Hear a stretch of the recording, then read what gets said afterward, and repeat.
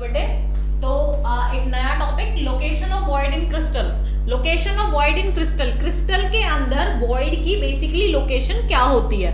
जैसा कि आपको पता है कि हमारे पास दो टाइप के वॉइड्स होते हैं, एक ऑक्टाहेड्रल होता है, एक टेट्राहेड्रल। इसमें मेन जो अरेंजमेंट है वो बेसिकली दो टाइप की होती है, एक होती है आपकी हेक्सागोनल क्लोज पैकिंग और एक होती है क्यूबिक क्लोज पैकिंग। अभी हम बात करने जा रहे हैं क्यूबिक क्लोज पैकिंग के बारे में कि क्यूबिक क्लोज पैकिंग को जनरली आपको पता ही है कि हम एफसीसी भी बोलते हैं, face centered cubic is same as cubic close packing. तो इस फेस सेंटर्ड में बेसिकली होता क्या है कि आपके जो क्यूब होता है उसके एटम एक तो कॉर्नर्स पे होते हैं और फेसेस पे प्रेजेंट होते हैं। तो अब यहाँ पे हम डिस्कस करेंगे कि जो आपका एफसीसी है इसके अंदर टोटल ऑक्टाहेड्रल और टेट्राहेड्रल वॉइड कितने होते हैं और कहाँ होते हैं। तो अब आप इसको बहुत ध्यान से समझिएगा।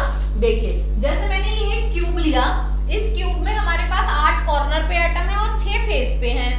यहाँ हमने ये ऑब्जर्व किया कि क्रिस्टल में ऑक्टाहेड्रल वॉइड एक बॉडी के सेंटर पे बनता है। कहाँ बनता है? बॉडी के सेंटर पे बनता है। उस बॉडी के सेंटर पे वो बनता कैसे है? जब आपके फेस सेंटर्ड एटम कंबाइन होते हैं तो एक ऑक्टाहेड्रल वॉइड की फॉर्मेशन हो जाती है। कैसे? देखिए अगर मैं इनको कंबाइन कर दूं, देखो इस वाले क्यूब में ये जो ग्रीन वाले हैं ये आपके फेस सेंटर्ड एटम है, तो ऊपर वाला नीचे से कंबाइन होगा, इधर वाले से कंबाइन होगा और आगे वाला पीछे वाले से कंबाइन हो जाएगा इस तरह से। अब आप देखिए ये सारे एटम ऊपर वाला नीचे से, ये वाला इससे, ये वाला इससे कंबाइन हो गया। तो जब ये सारे कंबाइन होते हैं तो इन 6 एटम से मिलके बॉडी के सेंटर पे एक वॉइड की फॉर्मेशन हो जाती है। मतलब कि यहाँ पर आप देखोगे एक वॉइड बन गई और ये जो वॉइड होगी इसका नाम क्या होगा? Octahedral void. तो एक बात तो क्लियर हो गई कि जो आपका एफसीसी है इसमें ऑक्टाहेड्रल वॉइड बनती है और कैसे बनती है? Due to combination of all face centered atom. आप सारे फेस सेंटर्ड एटम को जब कंबाइन करते हैं तो इनके कनेक्शन से एक वॉइड की फॉर्मेशन होती है जिसको हम ऑक्टाहेड्रल वॉइड बोलते हैं। और वो ऑक्टाहेड्रल वॉइड अभी बॉडी के सेंटर पे प्रेजेंट है। एक तो इस तरह से बनती है और किस तरह से बनती है? देखिए इसी क्यूब में, क्योंकि मैं इसमें बनाती तो आपको समझ नहीं आता इसीलिए मैंने एक नेक्स्ट क्यूब बनाया, बट ऑक्टाहेड्रल वॉइड ही हम इसमें भी समझ रहे हैं। तो एक तो बॉडी के सेंटर पे बन जाएगी और कैसे बनेगी? और यहाँ पे ऑक्टाहेड्रल वॉइड बनती है edges of the cube, cube के जो एजेस होते हैं वहां पर भी बनती है। कैसे बनती है? देखिए ये कॉर्नर वाला एटम है, ये कॉर्नर वाला एटम है, ये दोनों तो कंबाइन हो ही रहे हैं, कंबाइन हो रहे। और देखिए ये फेस सेंटर्ड एटम है। अब आप इसके आगे भी तो एक क्यूब बना होगा या नहीं बना होगा? तो आप देखेंगे कि उसके फेस पे भी एक जैसा इसकी छत पे एक फेस सेंटर्ड एटम है, इसकी छत पे भी एक फेस सेंटर्ड एटम होगा नहीं होगा? तो ये दोनों एक दूसरे को कंबाइन करेंगे, ये दोनों एक दूसरे को कंबाइन करेंगे। ये कॉर्नर वाले एक दूसरे को कंबाइन कर रहे हैं। और जैसे इस वाले प्लेन पे ये फेस सेंटर्ड का एक एटम है, इस क्यूब के ऊपर भी तो एक क्यूब होगा इस तरह से, और जो ऊपर क्यूब होगा उसके भी फेस सेंटर्ड पे एक एटम होगा। तो अभी हम क्या करेंगे कि जो ऊपर वाले क्यूब, देखिए ये एक क्यूब है, बिल्कुल इसके ऊपर एक क्यूब बना हुआ है। जैसे ये वाला इसका प्लेन है ऐसे सेम इसके ऊपर भी एक प्लेन है, तो इसके भी प्लेन के बीच में एक एटम रखा है, इसके ऊपर जो प्लेन है उसके भी बीच में एक एटम रखा होगा। तो ये दोनों क्या करेंगे? ये भी आपस में कंबाइन कर लेंगे इस तरह से। तो देखो ये क्यूब है, इसके बगल में भी एक क्यूब है, इसके ऊपर भी एक क्यूब है। तो ये जो इसका जो टॉप है, इसके टॉप पे एक फेस सेंटर्ड एटम है, इस वाले क्यूब के भी टॉप पे एक फेस सेंटर्ड एटम है, दोनों ने कंबाइन किया। ये वाला कॉर्नर और ये वाला कॉर्नर इनमें कॉम्बिनेशन हुआ। ये वाला जो फेस है इस प्लेन, ये जो प्लेन ऐसे सीधा चलेगा ऊपर की तरफ, इस प्लेन पे एक तो नीचे वाले क्यूब के फेस के सेंटर का एटम है, इसके ऊपर वाले क्यूब के इसी प्लेन पे फेस सेंटर्ड एटम होगा, ये दोनों भी कंबाइन कर जाएंगे। जब ये 6 के 6 एटम इस तरह से कनेक्ट होंगे तो आप देखोगे कि यहाँ पे एक ऑक्टाहेड्रल वॉइड की फॉर्मेशन फिर से हो जाएगी। अब ये जो ऑक्टाहेड्रल वॉइड बनी वो आप देख सकते हो, ये क्यूब बनाया था मैंने, इस क्यूब के इस एज पे बन रही है ये ऑक्टाहेड्रल वॉइड। आ रही है बात समझ में? तो यहाँ पे इस क्यूब का ये जो एज था, ये इसी क्यूब का तो एज था, इसी पे एक ऑक्टाहेड्रल वॉइड इस ऑक्टाहेड्रल वॉइड को बनाने के लिए अलग अलग क्यूब्स ने कंट्रीब्यूशन किया है, लेकिन है तो वो इसी क्रिस्टल का, तो हम इसे अलग तो मानेंगे नहीं, क्योंकि किसी भी क्रिस्टल में एक यूनिट सेल तो नहीं होता, बहुत सारे यूनिट सेल जब कंबाइन करते हैं तब आपका एक पर्टिकुलर क्रिस्टल फॉर्म होता है। तो इसी बेसिस पे हम बोलते हैं कि एक ऑक्टाहेड्रल वॉइड तो बनता है बॉडी के सेंटर पे, और एक हम देखते हैं कि क्यूब के एज पे भी बनता है। अब क्योंकि एजेस टोटल कितने हैं, एजेस देखो कितने, 1 2 3 4 5 6 7 8 9 10 11 12 12 एजेस हैं, तो हर एक एज के सेंटर पे एक ऑक्टाहेड्रल वॉइड बनेगी। तो total octahedral void due to this कितनी फॉर्म हो जाएंगी आपकी, 12 ऑक्टाहेड्रल वॉइड इस वजह से बन गई, और एक बनी थी बॉडी के सेंटर पे। तो अगर हम देखें effective number of octahedral void, effective number of octahedral void आपके पास कितनी होगी, तो देखो जो भी वॉइड बॉडी के सेंटर पे बनी है, एक वॉइड जो बॉडी के सेंटर पे बनी है, तो उसका कंट्रीब्यूशन सिर्फ और सिर्फ अपने यूनिट सेल के लिए है। क्या वो किसी और यूनिट सेल को कंट्रीब्यूट करेगी? नहीं करेगी, क्योंकि वो क्रिस्टल के अंदर बनी हुई है, तो वो किसी और यूनिट सेल को कोई भी कंट्रीब्यूशन नहीं देगा। तो इस वॉइड का कंट्रीब्यूशन तो कितना आया, 1। और अब यहां देखते हैं, अब आपकी ऑक्टाहेड्रल वॉइड कहां बन रही है, एज पे बन रही है। एज कितने हैं टोटल, 12। हर एक एज कंट्रीब्यूट कितना करता है, आपको पता है, मैंने एज की कंट्रीब्यूशन बताई थी।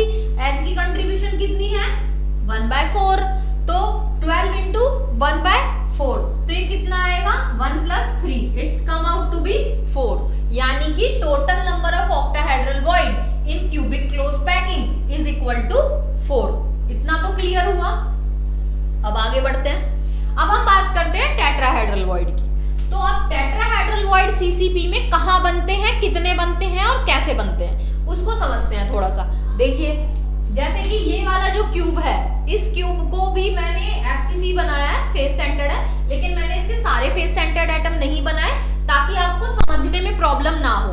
अब क्योंकि मुझे एक टेट्राहेड्रल वॉइड शो करना है, अगर मैं सारे बना दूंगी तो आप कंफ्यूज हो जाओगे, इसीलिए मैंने सिर्फ वही बनाए हैं जिससे आपको क्लियर हो जाए। तो आप यहाँ देखिए, ये आपके कॉर्नर वाला एटम है, ये इस फेस के सेंटर का एटम है, ये इस फेस के सेंटर का एटम है, ये इस फेस के सेंटर का एटम है। और आपको पता है, जब 4 एटम आपस में कनेक्ट होते हैं ट्रायंगुलर बेस पे, तो एक टेट्राहेड्रल वॉइड की फॉर्मेशन होती है। तो यहाँ पे कनेक्शन कैसे हो रहा है, ये देखिए, ये कॉर्नर वाला एटम है, ये इस एटम को भी कनेक्ट करेगा, ये कॉर्नर एटम इस वाले फेस सेंटर के एटम को भी कनेक्ट करेगा, और ये फेस सेंटर एटम इसको कनेक्ट करेगा, ये वाला फेस सेंटर एटम इसको कनेक्ट करेगा। तो आप देखेंगे कि एक ट्रायंगल टाइप की फॉर्मेशन हो जाएगी। इसको थोड़ा सा ऐसे बना देते हैं,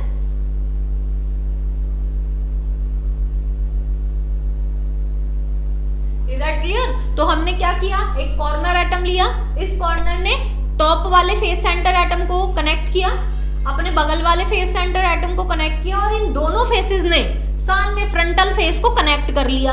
तो इस बेसिस पे अब कनेक्शन कितनी हुई, 4 एटम्स की। और आपको पता है, जब 4 एटम ट्रायंगुलर बेस में कनेक्ट होते हैं तो एक टेट्राहेड्रल वॉइड बनता है। मतलब जब ये पूरे कनेक्शन में आएंगे तो आप देखोगे कि इनके बीचों बीच एक आपकी टेट्राहेड्रल वॉइड बनेगी। इसको हम ऐसे बना सकते हैं, यहाँ पे बना लो आप, एक टेट्राहेड्रल वॉइड बन जाएगी। आ रही है बात समझ में? तो मैंने यहाँ पे सारे फेस सेंटर इसलिए नहीं बनाए थे क्योंकि अगर मैं और भी फेस सेंटर बना देती तो आप कंफ्यूज हो जाते, आपको क्लियर नहीं हो पाता। तो इसीलिए मैंने क्या किया, सिर्फ एक टेट्राहेड्रल वॉइड बना के दिखाई है। अब आप इसमें बहुत आसानी से समझ सकते हो कि मैंने एक टेट्राहेड्रल वॉइड बनाई, उस एक टेट्राहेड्रल वॉइड बनाने के लिए मुझे कितने कॉर्नर्स के एटम का सहयोग मिला, कितने कॉर्नर के एटम ने अपना कंट्रीब्यूशन दिया। तो आप देख सकते हो, कॉर्नर वाला एटम तो सिर्फ एक है, बाकी के 3 कौन से थे, फेस के। तो क्योंकि एक कॉर्नर एटम एक टेट्राहेड्रल वॉइड बनाने के लिए रिस्पॉन्सिबल है, तो आपके पास इस क्यूब में टोटल कॉर्नर्स पे एटम कितने हैं, कितने एटम्स हैं आपके पास कॉर्नर के, 8। तो क्योंकि टोटल कॉर्नर आपके पास 8 हैं, हर एक कॉर्नर एक टेट्राहेड्रल वॉइड के लिए कंट्रीब्यूट करता है, तो 8 कॉर्नर 8 टेट्राहेड्रल वॉइड के लिए कंट्रीब्यूट करेंगे। So easy. So total number of tetrahedral void, total number of tetrahedral void is 8। अब मैंने यहाँ इफेक्टिवनेस नहीं निकाली, जैसे मैंने यहाँ बोला था effective number of octahedral void, body वाला था तो एक ही आया और एज वाले 12 थे, लेकिन हर एज का कंट्रीब्यूशन 1/4 था, तो कुल मिला के 3 + 1 कितना आया 4। ऑक्टा है तो आ गया आपका 4। लेकिन टेट्रा में आप देखो कि जो टेट्राहेड्रल वॉइड है वो इस क्यूब के अंदर बन रहे हैं, ना तो इस क्यूब के एजेस पे बन रहे हैं ना कॉर्नर पे बन रहे हैं। तो क्योंकि ना एज पे है ना कॉर्नर पे है, तो इसका कंट्रीब्यूशन किसी और यूनिट सेल के लिए बिल्कुल भी नहीं होगा। तो जितने भी टेट्राहेड्रल वॉइड एक क्यूब में बनेंगे आप देखेंगे कि उसका कंट्रीब्यूशन सिर्फ और सिर्फ उसी यूनिट सेल के लिए है, किसी और यूनिट सेल के लिए उसका कोई भी योगदान नहीं है। तो क्योंकि यहाँ पे एक टेट्राहेड्रल वॉइड सिर्फ अपने यूनिट सेल के लिए कंट्रीब्यूट कर रहा है, तो 8 के 8 टेट्राहेड्रल वॉइड सिर्फ अपने ही यूनिट सेल के लिए कंट्रीब्यूट करेंगे रादर देन अदर्स। तो टोटल टेट्राहेड्रल वॉइड कितने हो गए आपके 8। ये सीसीपी में था या नहीं था? सीसीपी बनाया हमने ये, जिसको आप फेस सेंटर्ड भी बोलते हो। तो फेस सेंटर्ड में टेट्राहेड्रल वॉइड की टेट्राहेड्रल वॉइड टोटल कितने बनेंगे आपके 8। उसी फेस सेंटर्ड में ऑक्टाहेड्रल कितने बन रहे हैं 4।